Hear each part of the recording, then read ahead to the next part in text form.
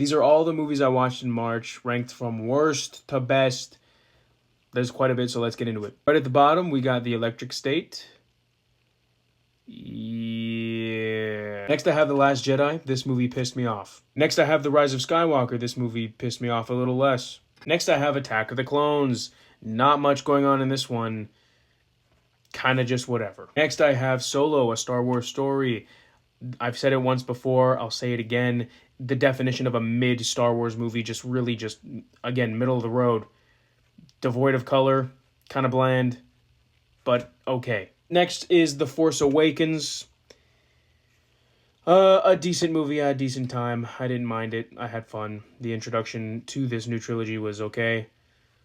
But, overall, whatever. Now we're getting into movies I actually enjoyed. Next, we have Black Bag. I think I have this rated a little too low. I might have to change my mind on this, maybe on a rewatch or something. I think, the more I sit with it, the more I liked it. It's a great spy, espionage, thriller, kind of mystery. It's great. Next, I have The Alto Knights. I enjoyed this film so much more than like 90% of people. I thought it was a fun time. I think Robert De Niro does great, as he always does, as two characters. And he does a good job differentiating them. The story's cool. Yes, it's been done multiple times and better, but I still enjoy this one. Next is I'm Still Here, a gut-wrenching, emotional ride about some real shit that matters, and lead performance from Fernanda Torres. Next, I have Mickey 17, a great sci-fi action weird movie from Bong Joon-ho, the man behind Parasite. I thought it was great. Robert Pattinson is fantastic, and it's just a funny social, political commentary, satire. It's great.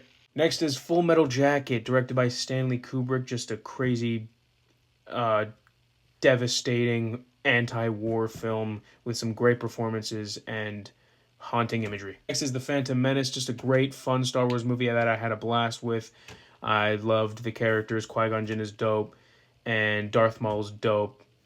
When we first fight him with the music coming in, it gave me chills. Beautiful. Starting in the top 10, at 10, we got Schindler's List. It just devastating, emotional journey with two crazy performances and, a terrifying villain. Insane, very emotional, very strong and heavy, but great. Next, I do have Rogue One, an amazing Star Wars movie, a pleasant surprise, really. I just enjoyed it from, front to back. The characters were great. The world building, fleshing out the world more is great. Some crazy, set pieces, and the ending was peak. Next, I have The Silence of the Lambs, one of the greatest horror movies, just an insane ride with a performance from Anthony Hopkins that is just iconic, and this movie's great. Next, I have Scott Pilgrim vs. the World, just one of the most fun movies I've ever seen. It's got so much style. It's got so much life and heart. The characters are great. The comedy is great. It's genuinely funny, and I loved this thing. Next is Return of the Jedi. Just an amazing conclusion to that original trilogy. It's fantastic. Luke Skywalker's amazing. The final battle's amazing. It's just a fun Star Wars movie. Right above that, we got Revenge of the Sith, my favorite Star Wars movie. This thing is peak Star Wars.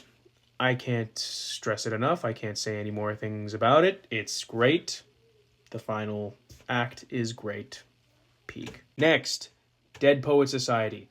Again, I've said it before in my review. Any movie that makes me bawl my eyes out deserves some praise. I mean, this movie's so emotional, but so filled with hope, and it's great. All the performances are great. Robin Williams, rest in peace.